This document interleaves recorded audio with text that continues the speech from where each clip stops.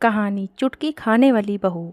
सुरभि की एक बहुत ही बुरी आदत थी। वह हमेशा ही चुटकी खाती रहती थी और वह इस मामले में कभी किसी की सुनती नहीं थी। सुरभि अपनी माँ अनीता के साथ रहती थी। ऐसे ही एक दिन सुरभि कॉलेज से घर आती है और चुटकी खा रही थी कि तभी उसकी माँ अनीता ने उसे देख लिया और वह सुरभि को जोर से थप्पड़ मारती है और बोलती है, अनीता, तुझे मैंने कितनी बार समझाया है कि ये सब मत खाया कर। यह सब खाने से तेरे ही शरीर पर नुकसान होगा। तो मेरी बात कभी सुनती क्यों नहीं है? मैं जो चीज़ तुझे मना करती हूँ तुझे करनी है। अरे मैं तेरी दुश्मन नहीं हूँ जो तेरे लिए बुरा चाहूँगी। तू मेरी बात नहीं सुनती है। क्यों तू अपनी माँ तक का खून जलाती है? ये खाने से तुझे क्या मिल जाता है? सुरभि, माँ आपको क्या दिक्कत है? अरे मैं कुछ भी खाऊं उसमें क्या हो जाएगा? आप भी ना हर छोटी छोटी बातों को लेकर बहुत गुस्सा करने लग गई हो। मैं कुछ बोलती नहीं हूँ इसका मतलब यह नहीं कि अब कुछ भी बोलती रहो। चुटकी इतनी बढ़िया चीज़ होती है, मुझे खाना अच्छा लगता है, मुंह फ्रेश फ्रेश लगता है, तो क्या दिक्कत है इसमें? मैं तो कहती हूँ आप भी खाओ, आपको भी खानी चाहिए, इसमें कोई बुराई नहीं है। अनीता, हे भगवान, इस लड़की का क्या होगा? मैं इसे कितना भी समझा लूँ, कुछ भी समझा लूँ, कभी इसके दिमाग में मेरी बात जाती क्यों नहीं है?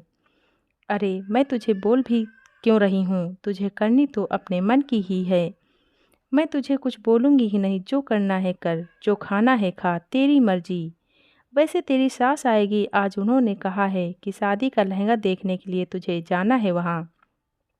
सुरभि, आपने ये गलत मुसीबत मेरे सर पर डाल दी और मुझे इतनी जल्दी शादी नहीं करनी थी। आपने मेरी शादी तय कर दी क्योंकि मैं आपकी सुनती नहीं, बस इसीलिए मैं शादी के लिए मान गई। लेकिन अभी भी बोल रही हूँ कि मुझे शादी में ज़रा भी दिलचस्पी नहीं है।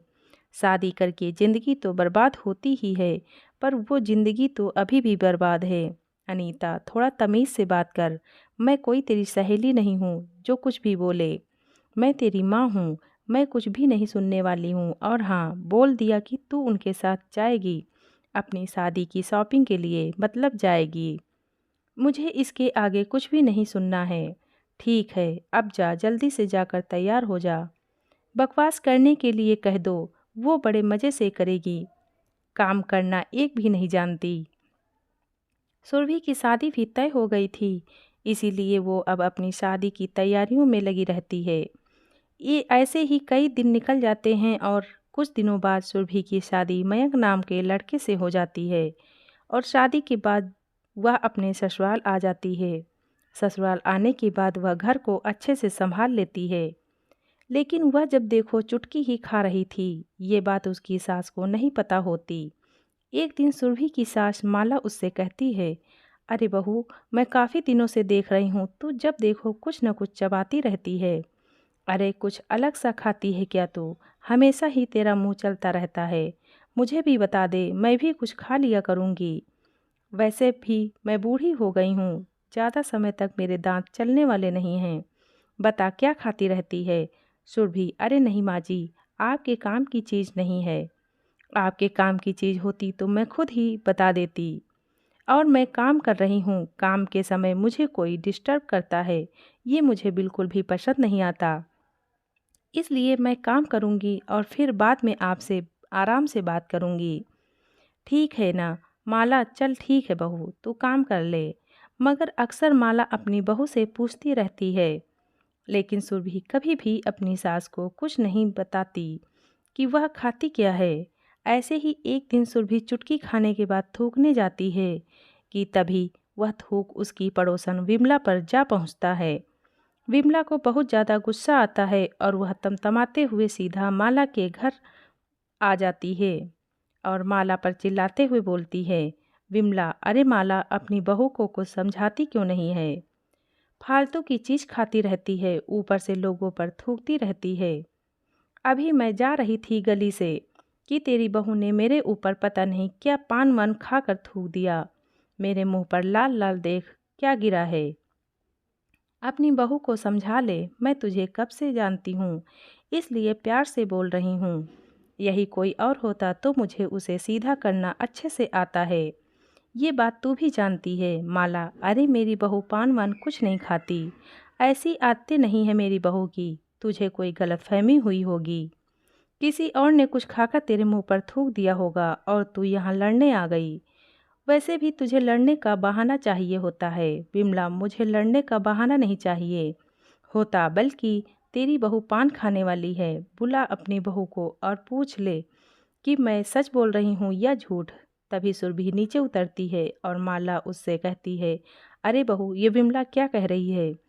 तू पान खा रही थी, ये सच है क्या? सुरभि, माँ जी, आप भी ना किसकी बातें सुन रही हो? अरे ये खुद खाती होंगी और आपके आगे मेरे ऊपर इल्ज़ाम लगा रही हैं। मैं तो बस ऊपर से कपड़े लेने गई थी सूखे हुए, वही लेकर आई हूँ। इनका जो मन करता है वही बोलती रहती हैं।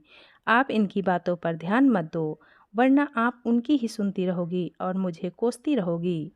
माला, मेरी बहू बिल्कुल सही कह रही है, उसे ऐसी फालतू की आदतें नहीं हैं। तू ही बढ़ा चढ़ा के यहाँ पर बोलने आ गई। चल जा यहाँ से, काम करने दे। तेरे जैसे हम लोग नहीं हैं कि बहस करते रहें।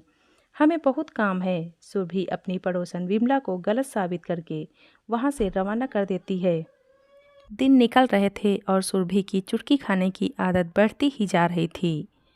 चुटकी खाते हुए सुरभि की ननद महक देख लेती है। महक, भाभी आप चुटकी खा रही हो और जब माँ पूछती हैं तब आप झूठ बोल देती हो। मुझे यकीन नहीं हो रहा कि सच में मेरी भाभी चुटकी खाने वाली है। भाभी, आपको तो पता है ना कि ये ठीक नहीं होता, फिर आप क्यों खा रही हो? मैं अभी माँ से बताती हूँ कि उनकी बहू चुटकी खाने वाली निकली। सुरभि, अरे नहीं ननद जी, माँ जी को कुछ मत बताओ, बिना बात के गुस्सा करने लग जाएंगी। वैसे भी वो बहुत गुस्सा करती हैं।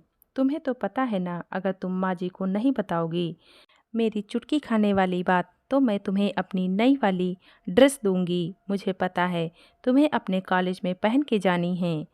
तुम उस दिन मुझसे मांग रही थी ना। महक, भाभी, जब आप इतना अच्छा ऑफ़र दे रही हैं तो मैं कैसे आपकी बात को मना कर सकती हूँ। मैं माँ को कुछ नहीं बताऊँगी। आप आराम से चुटकी खाओ और मुझे अपनी वो वाली ड्रेस दे दो। वैसे भाभी, इसमें है क्या जो आपको इतना पसंद है? सुरभि, मैं तो चुटकी कई सालों से खाती आ रही हूँ, मुझे तो बहुत सही लगता है। पता नहीं क्यों लोग बोलते रहते हैं कि इससे नुकसान होता है। हमारे शरीर को आज तक कोई नुकसान नहीं पहुँचा। ऊपर से जब मैं ये खाती हूँ तो मुंह में फ्रेश फ्रेश फील होता है, इसलिए मैं तो खाती हूँ, मुझे अच्छी लगती है। लोग जज करते हैं, इसलिए कई बार मैं लोगों से झूठ बोल देती हूँ। बस सुरभि के साथ साथ जब महक भी चुटकी खाने लग गई तो दोनों ननंद भाभी चुटकी खाते रहते थे, लेकिन उसमें भी सुरभि काफ़ी ज़्यादा चुटकी खा रही होती है। कुछ दिनों बाद सुरभि के दांत सड़ने लग जाते हैं और जब काफ़ी ज़्यादा ख़राब हो जाते हैं तो फिर वह अपनी सास के साथ डॉक्टर के पास जाती है। डॉक्टर उसके दांतों का चेकअप करते हैं और बाद में बोलते हैं, तुम्हारे दांतों में बहुत ज़्यादा स्वेलिंग हो गई है और कीड़े भी लग गए हैं। तुम कुछ पान मसाला खाती हो ना, उसी की वजह से ये हुआ है।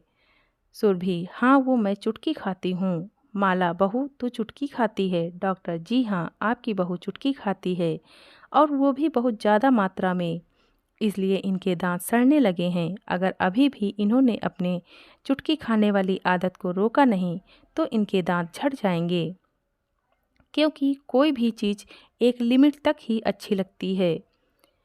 डॉक्टर की बातें सुनकर सुरभि को अपनी गलती का एहसास होता है, जिसके बाद वह कभी भी चुटकी नहीं खाती है, हमेशा के लिए छोड़ देती है और अंत में चुटकी खाने वाली बहू से साधारण बहू बन जाती है। धन्यवाद।